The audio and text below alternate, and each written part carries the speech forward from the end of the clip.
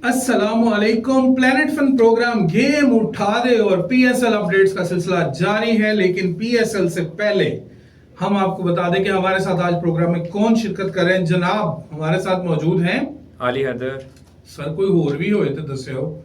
और जो सुन रहे हैं आपको पता है कि पूरी दुनिया में लोग सुन रहे जी, हैं। पूरी दुनिया में लोग सुन रहे हैं लेकिन देख नहीं रहे। सर आपको पता है दुनिया जो है ना किसी को रास नहीं है, आपको ये पता ही है। इंसान जितनी भी कोशिश कर लेता है, इवन जो बंदा कहता है ना कि तुम मेरी दुनिया हो और उसकी शादी हो जाए, फिर उसको पता चलता है लोग मरीख पे क्यों जा रहे हैं, चांद पे क्यों जा रहे हैं। दुनिया सिर्फ एक ही बंदे को रास आई है।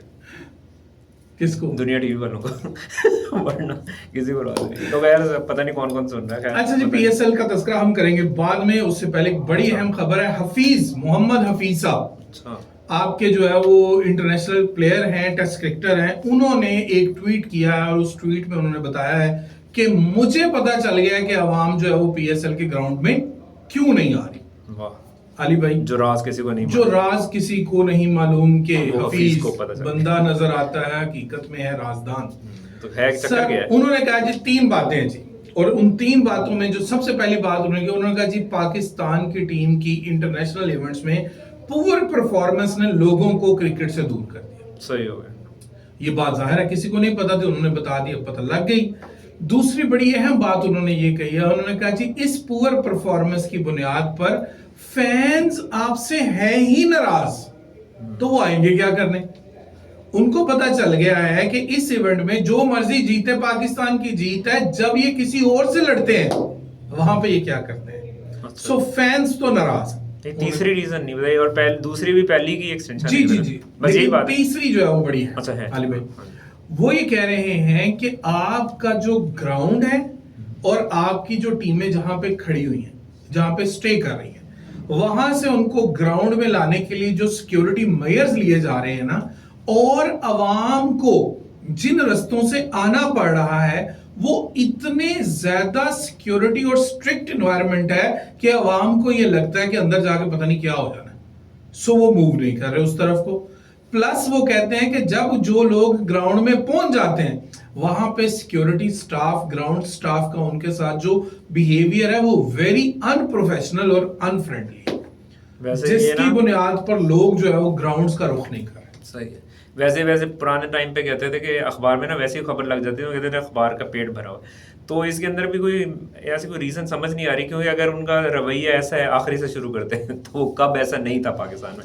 आप किसी भी सरकारी जगह चले जाओ, यूजुअली ऐसा ही होता है। इन्हीं रास्तों से आते हैं, इसी सिक्योरिटी में आते हैं, और ये 10वां आईपीएल है तो 7 या 6 जितने पाकिस्तान में हो यही तरीका है, इसमें कोई फर्क नहीं है जो भी पहले से होता है। मैं एक इस तरह की बात हो सकती है, एपेटाइट थोड़ा सा खत्म हो गया, क्योंकि हम बड़ी क्रिकेट देखते ही आ रहे हैं पाकिस्तान के अंदर ही। न्यूजीलैंड का टूर, फिर ये चैंपियंस ट्रॉफी, फिर पीएसएल और ये सारा कुछ, तो शायद इस वजह से हो कि लोग ना आ रहे हो और कम आ रहे हो। एक एपेटाइट भी होता है ना कि यार नहीं हो रहे। ये नहीं समझ रहे कि अवाम नाराज है आपके प्लेयर्स के साथ से जिन्होंने पाकिस्तान का नाम चैंपियन ट्रॉफी में डुबोया। सर ये वैसे हुआ कब नहीं ना, ऐसा कब नहीं ऐसा हुआ ये बताएं। 99 के अंदर यार एक वक्त होता है ना बंदे को शुरू में मोहब्बत, वो वाले बंदे तो बूढ़े हो गए, नए बंदे सर।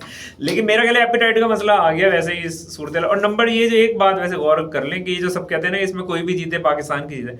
पाकिस्तान की जीत उस वक्त होती है कि ऐसे 5 6 4 3 लड़के नए आ जाए, वही पाकिस्तान की जीत है। यहाँ कौन जीतेगा वो तो खैर फ्रेंचाइज जीत रहे। पाकिस्तान क्रिकेट तभी जीत सकती है जब यहाँ से हमें कोई 4 5 लड़के। चलें जी, आप हफीज की बात नहीं मानना चाहते ना, हमने मान ली जनाब, हमने तो डिस्कस कर दिया। हफीज साहब हमसे राजी रहिएगा, इन्ना तो मैंने नहीं पता। अच्छा, कल का मैच होता है अली भाई, मुल्तान सुल्तान एक दफा टकराती है किसके साथ? इस्लामाबाद के साथ, क्योंकि परसों उनका मैच था। यार मैच का बता रहे हैं, सिकंदर आजम का बता रहे हैं, फौजें टकरा गई, किला ये हो गया, शगाफ पड़ गया। अच्छा, वो परसों जो है उनका मैच था लाहौर कलंदर के साथ, जिसमें उन्होंने खूब धुलाई की, जम के पिटाई की बॉलर्स की। अच्छे खासे बॉलर जो इंटरनेशनल हमारे बॉलर्स हैं, उनको भी उन्होंने ऐसे ट्रीट किया जैसे कोई गली मोहल्ले के बॉलर्स हैं। लेकिन कल जो है वो इस्लामाबाद के बॉलर्स ने उनको रोक दिया। कल जो है इस्लामाबाद के बॉलर्स ने और शादाब की कैप्टेंसी ने ये बताया कि जनाब अगर कोई फैंटी लगा रहा हो तो क्या करना है। कल मैच वैसे शुरू हुआ, यासर ने स्पीड में खेलना शुरू किया, रिजवान उसका साथ दे रहा था, लेकिन फिर अचानक से सारे मामला जो है वो बदल गए, तब्दील हो गए। तो जनाब कल 168 स्कोर बनाया मुल्तान सुल्तान ने 5 विकेटों के नुकसान पर 20 ओवर्स में। सही हो गया। वैसे अगर आप ये शादाब कैप्टन से सही कह रहे हैं कि शुरू के 3 या 4 ओवर ऐसे कि हर में वो बॉलर ही चेंज कर देता था। यस, इमाद को कर लिया, सलमान अरशाद को कर दिया, इस तरह करके वो चेंज ही करता जा रहा था ताकि वो सेटल ही ना हो। यस, तो बैटिंग जाहिर उन्होंने रोक लिया, लेकिन फिर भी ये रन जो है ना कम नहीं थे। आज तक इतने रन चेज नहीं हुए, विनिंग साइड से चेज नहीं हुए। चाहे आप कल परसों जो कह रहे थे उसके अंदर बना लिए 190, लेकिन वो विनिंग नहीं था। हाँ, विनिंग नहीं। वो बस चेज था और नाकाम एक चेज था, लेकिन ये लोग लग रहा था कि रन काफी हैं। लेकिन इसमें भी देखे ना, कल जो प्लेयर जिसने रन्स बनाए वो उस्मान ने बनाए 40 बॉल्स पे 61। उसके बाद रिजवान ने 37 पे 36 अपनी नेचुरल गेम उन्होंने शो की, और उसके बाद यासिर ने 17 पे 29 और एक एक विकेट ली, नवाज ने, होल्डर ने और शादाब ने। सो ये 168 रन तो बन गए, ग्राउंड भी अच्छा था। लेकिन अब दूसरी तरफ प्लेयर्स भी तो देखे ना वो क्या कर गए हैं जनाब। सबसे पहले तो आपके एंड्रेस घोष साहब ने 80 स्कोर बना दिए 45 गेंदों पे। आपको पता मैन ऑफ द मैच भी वही रहे फिर। अच्छा। उसके बाद मनरो, कॉलिन मनरो ने 28 गेंदों पे 45 स्कोर बना दिए और 13 गेंदों पे 22 तो आपके साहब ज्यादा भाई बना के ही गए थे। एक एक विकेट मिली जॉर्डन को, उबैद शाह को और मिचेल ब्रेसवेल को। सो अब कहने का मकसद ये है, इन्होंने 171 रन बनाए 3 विकेटों के नुकसान पे। 7 विकेटों से ये मैच जीत गए और 17 गेंदें भी बाकी थी। 18वें ओवर में इन्होंने मैच जीत लिया। अली भाई, अब पहले तो ये बताएं, मुल्तान सुल्तान को लाहौर वाले मैच में कह रहे थे जीतना लाजिम है जी। तो कल भी एक मैच हार गए, तो अब आगे क्या सिचुएशन है उनकी? अच्छा, वैसे ये है कि वो हार भी गए, लेकिन अभी भी ये कह रहे हैं कि वो रह सकते हैं, मार्केट के अंदर रहेंगे। लेकिन इसमें डिपेंड ये करता है बाकी टीमें कैसे करेंगी। लास्ट टाइम भी रिजवान कल इंटरव्यू दे रहे थे कि लास्ट टाइम भी ऐसी सिचुएशन थी और फिर वो कहते हैं कि मौत को आगे वापस आने वाले कोई कहते हैं मुल्तान सुल्तान, तो वापस। लेकिन यार ये सोचें कि हारे क्यों, ये भी देखें इसमें। और लर्न किया उन्होंने, वो कहते नहीं अभी ना भाई लर्न तो कर रहे हैं। वो कहता है कि भाई मैंने जितनी तालीम हासिल की अच्छे तरीके से की है कि 3-3 साल मैंने सही पढ़ा है, फिर जाके 14 साल पास करता था कि मैं पूरा जो सिलेबस है पढ़ लूँ, तो मैंने लर्न करते जा रहे हैं। खैर ये देखें आप, ये एक तरीके का देखें, जो एक तनकीद भी होती है कि तैयब ताहिर को नहीं खिला रहे, जो पाकिस्तान की नेशनल टीम में खेलते हैं लेकिन फ्रेंचाइज में नहीं खिला रहे।